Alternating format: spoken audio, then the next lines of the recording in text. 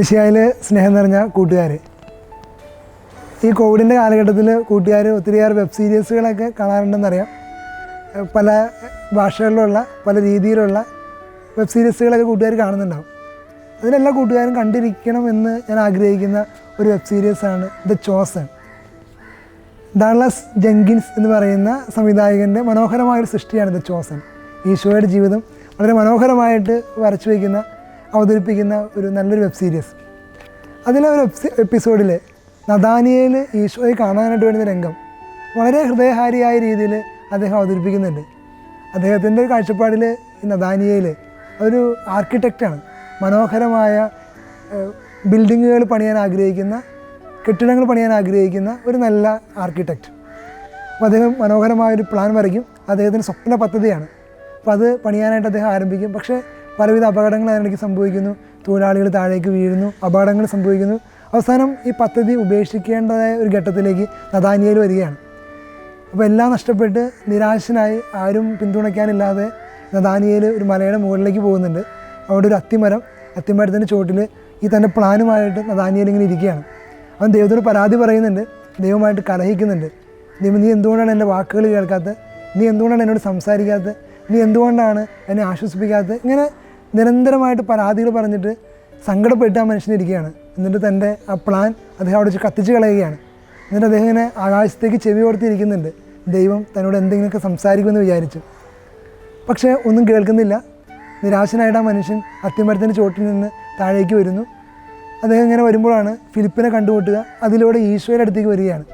ആ നിമിഷമാണ് ഈശോ നഥാനിയേലിനോട് പറയുക, നഥാനിയേലെ, നീ അത്തിമരത്തിൻ്റെ ചുവട്ടിലിരുന്നപ്പോൾ നിന്നെ ഞാൻ കണ്ടു. അത് നഥാനിയേലിനെ സംബന്ധിച്ച് ഭയങ്കര അത്ഭുതമായിരുന്നു. കാരണം ഒരു മനുഷ്യനും പോലും അറിയാത്ത നഥാനിയേലിൻ്റെ സങ്കടങ്ങളുടെ നിമിഷമായിരുന്നു അത്. ആരും അത് അറിഞ്ഞിട്ടില്ല, ആരും ഇത് കേട്ടിട്ടില്ല. നഥാനിയേലും ദൈവം മാത്രമുള്ളൊരു നിമിഷം. ആ നിമിഷത്തെ പറ്റിയാണ് ഈശോ പറയുക, നീ അവിടെ ഇരിക്കുന്നത് ഞാൻ കണ്ടുവെന്ന്. അപ്പോൾ തന്നെ നഥാനിയേൽ തീർച്ചയാവുകയാണ് ദൈവത്തിൻ്റെ സാന്നിധ്യമുള്ള ദൈവം തന്നെയായ മനുഷ്യനാണെന്ന്. അത്രയും മനോഹരമായ രീതിയിലാണ് നഥാനിയേൽ ഈശോയെ കണ്ടുമുട്ടുക. പ്രിയമുള്ള കൂട്ടുകാരെ, നമ്മൾ ഇന്നത്തെ വചനഭാഗം വായിച്ചു വരുമ്പോൾ നഥാനിയേലിൻ്റെ ഒരു ചോദ്യമുണ്ട്. നസ്രത്തിൽ നിന്ന് എന്തെങ്കിലും നന്മ വരുമോ? ഒരു പ്രധാനപ്പെട്ട ഒരു ചോദ്യമാണ്. വംശങ്ങളായിട്ട് തിരിഞ്ഞ്, ഗ്രാമങ്ങളായിട്ട് തിരിഞ്ഞ്, പട്ടണങ്ങളായിട്ട് തിരിഞ്ഞ് തല്ലുകൂടുന്ന, അഭിമാനബോധത്തോടെ സംസാരിക്കുന്ന ഒരു കാലഘട്ടത്തിൻ്റെ പശ്ചാത്തലത്തിൽ നിന്നുകൊണ്ടാണ് നഥാനിയേൽ ഒരു പക്ഷേ ഈ ചോദ്യം ചോദിക്കുക, നസ്രത്തിൽ നിന്ന് എന്തെങ്കിലും നന്മ വരുമോ? ഈ ചോദ്യമാണ് ഇന്നേ ദിവസം നമ്മൾ ധ്യാന വിഷയമായിട്ട് തിരഞ്ഞെടുക്കുക. ഈ പുതിയ വർഷത്തിലേക്ക് നമ്മൾ പ്രവേശിച്ച് ആദ്യത്തെ ഞായറാഴ്ചയാണ്, നമ്മൾ മുന്നോട്ട് പോവുകയാണ്. മുന്നോട്ട് പോകുമ്പോൾ ഒരിക്കലും പ്രതീക്ഷിക്കാത്ത ഇടങ്ങളിൽ നിന്ന് നന്മകൾ പ്രതീക്ഷിക്കാൻ നമുക്ക് സാധിക്കുമോ? ഒരു ഉപകാരവും ഇല്ല എന്ന് വിചാരിച്ച് നമ്മൾ തള്ളിക്കളഞ്ഞവരിൽ നിന്ന് നന്മകൾ ഉണ്ടാകുമെന്ന് നമുക്ക് പ്രതീക്ഷിക്കാൻ പറ്റും. ഈ പുതുവർഷം നമ്മോട് ആവശ്യപ്പെടുന്ന ഒരു പ്രധാനപ്പെട്ട ഒരു കാര്യമാണ് ജോഷുവ പ്രവാചകൻ്റെ പുസ്തകം.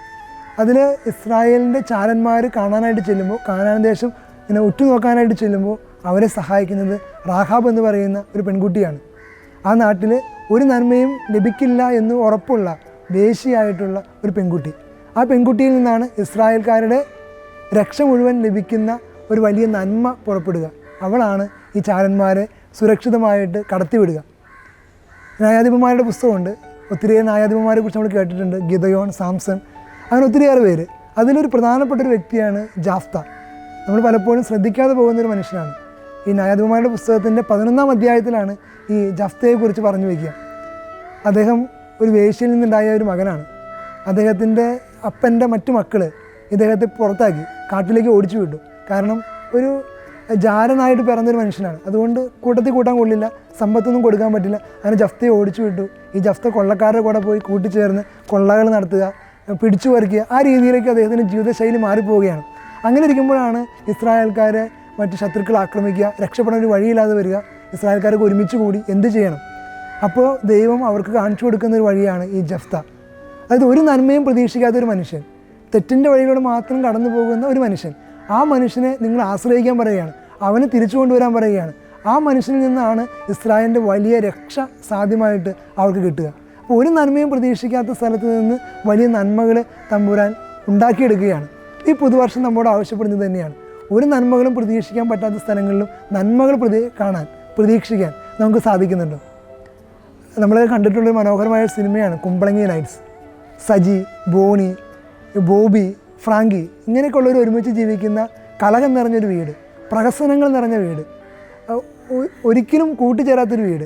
പക്ഷേ ആ വീട്, ആ സിനിമ അവസാനിക്കുമ്പോൾ ആ വീട് നന്മയുടെ കേന്ദ്രമായിട്ട് മാറുന്നത് നമ്മൾ കാണുന്നുണ്ട്. ഒരു നന്മയും പ്രതീക്ഷിക്കാൻ പറ്റാത്ത ഒരു തീട്ടപ്പറമ്പെന്ന് അറിയപ്പെടുന്ന വിളിക്കുന്ന സ്ഥലത്ത് നിന്ന് വലിയ നന്മകൾ ജന്മം കൊടുക്കുകയാണ്.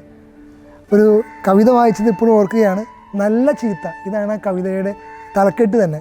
കവിത ഇങ്ങനെയാണ്: നിങ്ങളെപ്പോലെ ചീത്തയായ ഒരാളെ, നിങ്ങളെപ്പോലെ നന്മയുള്ള ഒരാളെ കണ്ടുപിടിക്കുക. അപ്പോൾ നിങ്ങൾക്ക് മനസ്സിലാവും നല്ലതില്ല, ചീത്തയില്ല, സ്നേഹം മാത്രമേ ഉള്ളൂ എന്ന്. അപ്പോൾ അത് പറഞ്ഞു വയ്ക്കുന്നത് വളരെ പ്രധാനപ്പെട്ട ഒരു സംഗതിയാണ്. നന്മകൾ കണ്ടുപിടിക്കാൻ, ഒരു പ്രതീക്ഷയുമില്ലാത്ത സ്ഥലങ്ങളിൽ നിന്ന് നന്മകൾ പ്രതീക്ഷിക്കാൻ നമുക്ക് സാധിക്കുമോ? ഞാനിപ്പോൾ ഓർക്കുന്നുണ്ട്, MG റോട്ടിലൂടെ യാത്ര ചെയ്ത ഒരു രാത്രി എൻ്റെ തൊട്ട് മുന്നിലൂടെ കടന്നു പോയൊരു വാഹനം, ഒരു ബൈക്ക് അപകടത്തിൽപ്പെടുകയാണ്. അപകടത്തിൽപ്പെട്ടു റോട്ടിലിങ്ങനെ തല്ലിയരച്ചൊരു വീണിരിക്കുകയാണ്. ഒരു ചേട്ടനും ചേച്ചിയും ആ റോട്ടിൽ വീണെടുക്കുകയാണ്. ആളുകൾ ഓടിക്കൂടുന്നേ ഉള്ളൂ. ആദ്യത്തെ രക്ഷാപ്രവർത്തനത്തിന് ഓടിയെത്തിയത് തൊട്ടപ്പുറത്തുള്ള റെസ്റ്റോറൻറ്റിൽ ജോലി ചെയ്യുന്ന അന്യസംസ്ഥാന തൊഴിലാളികളാണ്. അവരവരുടെ ജോലി അവിടെ നിർത്തിയിട്ട് അവർ ഓടി ഇറങ്ങി വന്നു, സ്റ്റൂള് വന്നു, അവർ പിടിച്ചിരുത്തി വെള്ളം കൊണ്ടുവന്ന് കൊടുത്തു. അങ്ങനെ അവരെ പരിചരിക്കുകയാണ്. നമ്മുടെ ചുറ്റുവട്ടത്തും അന്യസംസ്ഥാന അതിഥി തൊഴിലാളികളെ നമ്മൾ കാണുമ്പോൾ പലപ്പോഴും നമ്മുടെ മനസ്സിലുള്ളത് അവരെല്ലാം തിന്മകളുള്ളവരാണ്, അവർ സമൂഹത്തിൻ്റെ വിരുദ്ധരാണ് എന്നൊക്കെയാണ് നമ്മൾ കരുതിക്കൊണ്ടിരിക്കുന്നത്. പക്ഷേ നന്മകൾ അവരിൽ നിന്നും നമ്മൾ കാണുകയാണ്. നമ്മുടെ കൂട്ടുകാരെ, ഈ പുതുവർഷത്തിൽ ആദ്യത്തെ ഞായറാഴ്ച, ധനകാലത്തിൻ്റെ ആദ്യത്തെ ഞായറാഴ്ച നമ്മോട് ആവശ്യപ്പെടുന്നതും നാം തിരിച്ചറിയേണ്ടതുമായ സത്യതയാണ്, ഒരു പ്രതീക്ഷയുമില്ലാത്ത സ്ഥലങ്ങളിൽ നിന്ന്, ഒരു ഉപകാരമില്ലാത്ത കൂട്ടുകാരെന്ന് കരുതുന്നവരിൽ നിന്ന്, ഒരു നന്മയും ഒരു പുണ്യവും ഇല്ല എന്ന് കരുതുന്ന ഇടങ്ങളിൽ നിന്ന് നന്മകളെ പുറപ്പെടുവിക്കാൻ കഴിയുന്ന തമ്പുരാന് ഒത്തിരിയേറെ നന്മകളെ സൃഷ്ടിക്കാൻ സാധിക്കും എന്ന് വിശ്വസിക്കാൻ, എന്ന് പ്രതീക്ഷിക്കാൻ നമുക്ക് സാധിക്കുമോ? അത്തരത്തിലുള്ള ഒരു വലിയ കൃപയ്ക്ക് വേണ്ടി നമുക്ക് പ്രാർത്ഥിക്കാം. ദൈവം നമ്മയെല്ലാം സമൃദ്ധമായിട്ട് അനുഗ്രഹിക്കട്ടെ.